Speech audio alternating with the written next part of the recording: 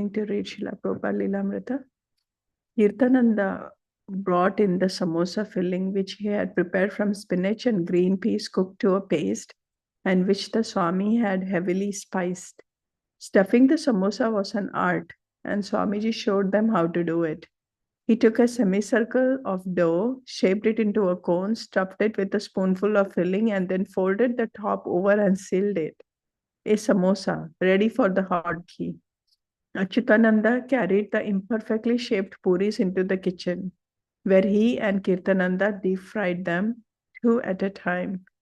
If the temperature of the ghee, the consistency of the dough, and the size, shape, and thickness of the puris were all just right, the puris would cook in only a few seconds, rising to the surface of the ghee, where they would inflate like little balloons. The cooks then stood them on edge in a cardboard box to drain off the excess ghee. As they completed the last preparations for the feast, Swamiji's disciples washed the stiff dough from their hands and went down the storefront, where they set out the straw mats and awaited the guests and the feast. Upstairs, Swamiji and a couple of his cooks offered all the preparations to Lord Chaitanya, reciting the Parampara prayer. The first few love feasts were not very well attended, but the devotees were so enthusiastic about the feast prasadam that they showed no disappointment over the scarcity of guests. They were prepared to eat everything. Satswarup. There was something called Brahmana spaghetti, which was rice flour noodles cooked in ghee and soaked in sugar. And there was halwa, pushpanna rice with fried cheese balls, samosas, split mung beans fried into crunchy pellets and mixed with salt and spices, puris, gulab jamuns, and everything was succulent. That was the word Hayagriva used. Yes, he would say, expressing it waggishly, everything was very succulent. Eating the feast was an intense experience. We were supposed to be subduing our senses all week, following strict regulations, controlling the tongue, and the feast was a kind of reward. Swamiji and Krishna were giving us a taste of full spiritual ecstasy, even though we were still beginners and still in the material world.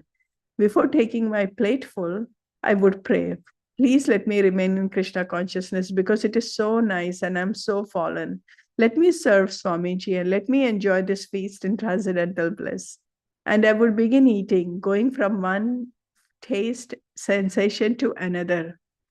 The good rice, the vegetable, the bread, and saving the gulab jamun for last, thinking I can have seconds, and if I like thirds. We would keep our eyes on the big pots, confident that there was as much as we wanted. It was a time of rededication. We all enjoyed with completely open relish and sense gratification. Eating was very important. Gradually, attendance picked up. The feasts were free and they were reputed to be delicious. Mostly local hippies came, but occasionally a higher class of experimenting New Yorkers or even the parents of one of the devotees would come. When the small temple was filled, guests would sit in the courtyard.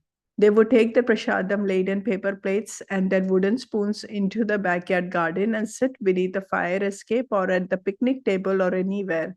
After eating, they would go back into the storefront for more. Devotees were stationed behind the pots of prasadam and guests would come by for seconds. The other tenants were not very happy about seeing the courtyard full of festive guests, and the devotees tried to pacify them by bringing them plates of prasadam. Although Swamiji would not go down to the temple, he would take a plate in his room and hear with pleasure about the success of his new program. One time, the devotees were eating so ravenously that they threatened to eat everything available before the guests had been served, and Kirtananda had to admonish them for their selfish attitude. Gradually, they were understanding that the Sunday feast was not just for their fun and pleasure, but to bring people to Krishna consciousness. Prabhupada had begun Back to Godhead magazine in India. Although he had written articles since the 1930s, it was in 1944 in Calcutta that he had single-handedly begun the magazine in response to his spiritual master's request that he preach Krishna consciousness in English. It had been with great difficulty that through his pharmaceutical business, he had managed to gather the 400 rupees a month for printing. And he had single-handedly written, edited, published, financed, and distributed each issue. In those early years, Back to Godhead had been Prabhupada's major literary work and preaching mission.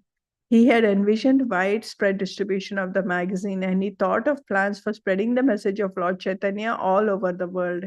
He had drawn up a list of major countries and the number of copies of Back to Godhead he wanted to send to each.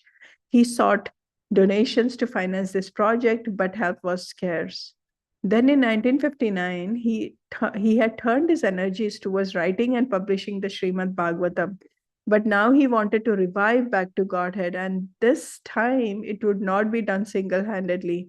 This time he would give the responsibility to his disciples.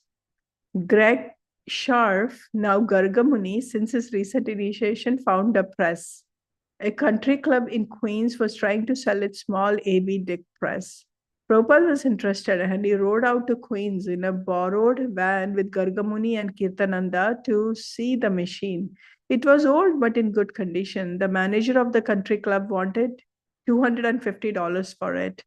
Prabhupada looked over the machine carefully and talked with the manager, telling him of his spiritual mission. The manager mentioned a second press he had on hand and explained that neither machine was actually of any use to him. So Prabhupada said he would pay $250 for both machines.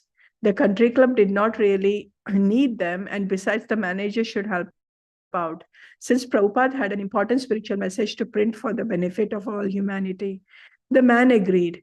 Prabhupada had Gargamuni and Kirtananda load both machines into the van, and ISKCON had its printing press. Srila Prabhupada gave the editorship of Back to Godhead magazine to Hayagriva and Raya Rama.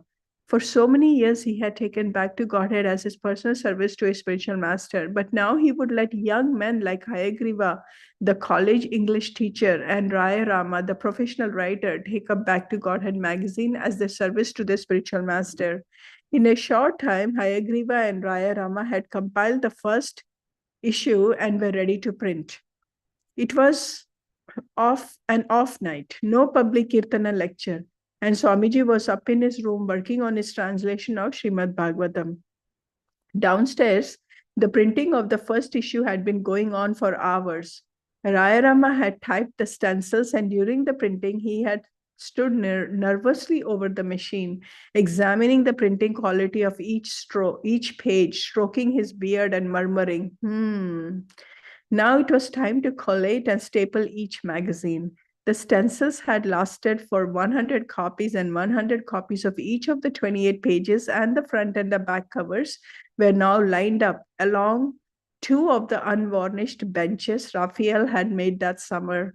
A few devotees collated and stapled the magazine in an assembly line, walking along the stacks of pages, taking one page and under another until they reached the end of the bench, and gave the assembled stack of pages to Gargamuni, who stood brushing his long hair out of his eyes, stapling each magazine with the stapler and staples Brahmananda had brought from his Board of Education office. Even Hayagriva, who usually didn't volunteer for menial duties, was there walking down the line collating. Suddenly, the door opened, and to their surprise, they saw Swamiji looking at them. Then he opened the door wide and entered the room. He had never come down like this on a night before. They felt an unexpected flush of emotion and love for him, and they dropped down to their knees, bowing their heads to the floor. No, no, he said, raising his hand to stop them as if they were still bowing and others already rising to their feet. Continue what you're doing. When they stood up and saw him standing with them, they weren't sure what to do. But obviously, he had come down to see them producing his Back to Godhead magazine. So they continued working silently and efficiently. Prabhupada walked down the row of pages, his hand and wrist extending gracefully from the folds of his shawl as he touched a stack of pages, and then a finished magazine, ISKCON Press, he said.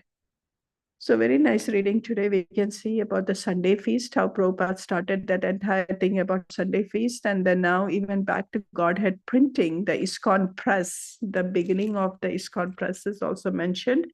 It's just beautiful to read this historical events, because then we are able to connect everything deeply, because otherwise, we go every Sunday and really how much importance are we giving to Sunday feast? We can see that this is such a core of the Hare Krishna movement, and that is how Prabhupada started. So all of these, I think we should just connect it with today's experience and see the deeper meaning in the things that we are doing and why we are doing these things.